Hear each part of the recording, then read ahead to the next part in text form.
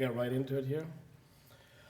Just a little bit of background on the company. Dan Bruno, who's somewhere in there, and myself, we founded this company a few years ago, mainly to take advantage of our network that we built over the last 10 years down in Chile, and primarily a relationship we built with SQM that owns about 4 million hectares in northern Chile, has been operating in the country for many decades.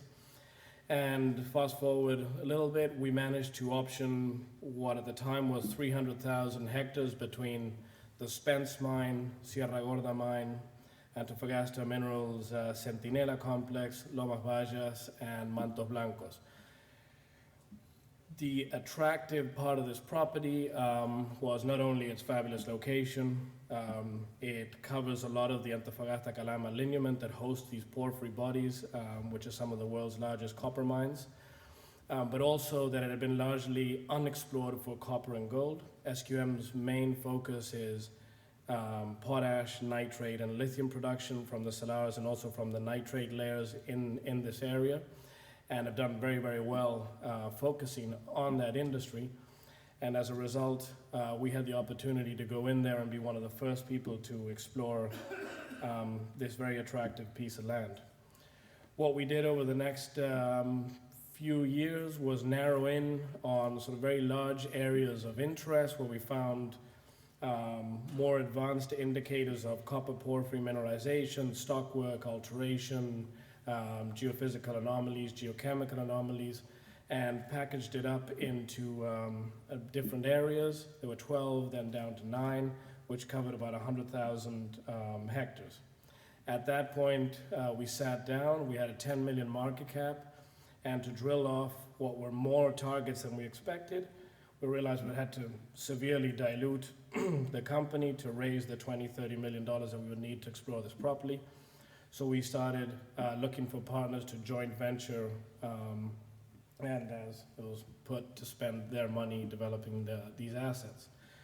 What we managed to do was, over the course of 2015, sign 3 option agreements with TECK, B2GOLD, and JOGMEC that combined are set to spend about 56 million US on each one of their blocks. That's combined. And it still leaves 15% of the land available for further JVs or for us to do the work if we should decide to. And as you'll see as we go along, each one of these are structured, given the size of these targets, that the 20% that will remain in our hands is still a significant increase in valuation from our current market cap. This is what the company looks like right now. We're 80 million outstanding, almost 100 fully diluted. We have 1.3 million in cash, and as you'll see as we go through the slides, our cash position actually is set to grow over the next number of years, so we're fully funded for the duration of all these joint ventures. And it grows as a result of 2 things, mostly cash payments coming to us from our JV partners, but we also operate the JOGMEC joint venture that we take a 5 to 10% fee on that covers all of our overhead and costs in Chile and a good portion of our overhead here in Canada. Our share price is around the 22-cent range, which leaves us around 8 million market cap. Major shareholder is Ross Beatty, SQM, who is also invested in the company, and Tech Resources. This is a quick snapshot of the property, the way it looks now. This is around 100,000 hectares. It's been colored for the different joint ventures. As you can see, we have Tech to the north, coming down, JOGMEC, and then B2 with the Cerro Barco property, and the yellow is what is still 100% ours, actually 80% ours. SQM is 20 as well. And combined, they're set to spend 56 million on the properties over the next few years. You'll also notice that the mines, I don't know how well you can see it, but those are the actual operating open pits that are all within 20 kilometers of the boundaries. You'll also, on the far left, you'll see that that's the ocean. The other attractive part of this property, apart from how prospective it is that we're close enough to the ocean that a lot of these mines use desalinated or straight ocean water to operate, removing one of the big handicaps that Chile's experiencing over the last 10 years, which is lack of water further inland. Excuse me. And it's also at low altitude, so year-round access, and cheaper to both explore and develop the the eventual discoveries. And the infrastructure in the area is great. There's 4-lane highway running through it, a railroad, hydro, etc. So it mitigates a lot of the factors, the development factors in Chile. This is the underlying deal. So this is the deal that we signed with SQM. The important thing here is that we have about 4.5 million to spend and 2.25 million to pay to SQM over the next couple of years.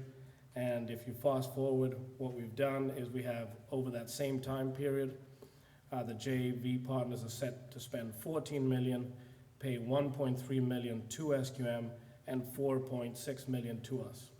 So we've basically removed the risk of earning into the option, fully funded going forward, and have actually increased the spend on the property by a significant factor. As you can see, the way this is structured, each one of these JVs to spend between around 4 million each to earn into 50%, and then there's another 12 to $15 million spend over the subsequent years to earn another 10%, and the final distribution would be 60% joint venture partner, 20% RENA, and 20% SQM. And we're carried through to the completion of PFS on each one of these. So we'll go through each one now. There has been a significant amount of work already on these properties. The first one, the more advanced, is JOGMEC. We've completed about 15,000 meters of drilling. We've grid drilled everything that you see in green to a 3-kilometer grid at least, and the southern and the northern blocks at a 1.5-kilometer grid. And the result is we've already discovered 2 porphyry systems, which are the 2 circle areas there. And we will be following up drilling on each one of those. These involve a silica cap and an alteration system below with anomalous moly, copper. We have a stockwork, etc. And you'll see further ahead, I've placed it in a bit of a model so to give you an idea what we're doing. But first, a bit of a case history. Spence, that was discovered in the late 90s. It was much the same. That first hole, which is N1, was only 0.1% over 8 meters. A year later, they followed up around it, which is kind of what we're going to do with the hole 39 and 29 and 22 of JOGMEC. And 10 holes later, they hit another little bit, 0.1 to 0.3%. 19 holes later, and a year later, they actually hit the main ore body, which you can see right there. They were drilling all around what are now the open pits. So the point is, it's proven. Our exploration method works. But we have to keep at it. You got to be systematic and keep at it, because we can be within 400, 300 meters of the ore body. The important thing is we're now in these systems, and we have to zone in to try to see if we can find the intrusive bodies and what level of mineralization they have. This is what I was just explaining. So we have 2 areas in the JOGMEC block. One that we interpret as closer to the actual intrusive that could host the copper and gold mineralization, and one a little bit further away. We've permitted another 241 drill holes to drill around this, as well as infill other areas to make sure that we zone into the intrusive bodies. That work program is set to start over the next couple of months, and will go through till about October, November of this year. So there'll be continuous drilling by JOGMEC until then. On the TECK block, they're currently drilling. Actually, they've just finished their work program on that block. We'll be getting those results, processing them, and having them out to the market over the next couple of weeks. And what we do know is that TECK is planning to go from that northern block to drill the southern block, and then potentially follow up on results from their phase 1 drilling. That'll take them all the way through till June, July of this year. So that'll be another drill program running concurrently with JOGMEC. And last but not least, B2GOLD, who has the Cerro Barco property down in the southern bit, which is that red. They're going to be drilling there also in a couple of months, towards the halfway through this year. And it looks like they're also leaning towards kind of a grid drill program like we're doing in JOGMEC. Given the success of the JOGMEC program, it makes sense. So that'll be our 3rd drill program between now and July, also running, combined, set to spend around $7 million US in the ground.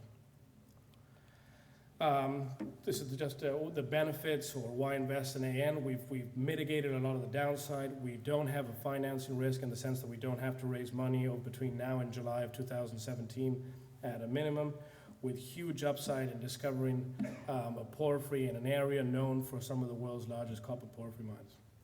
And thank you very much.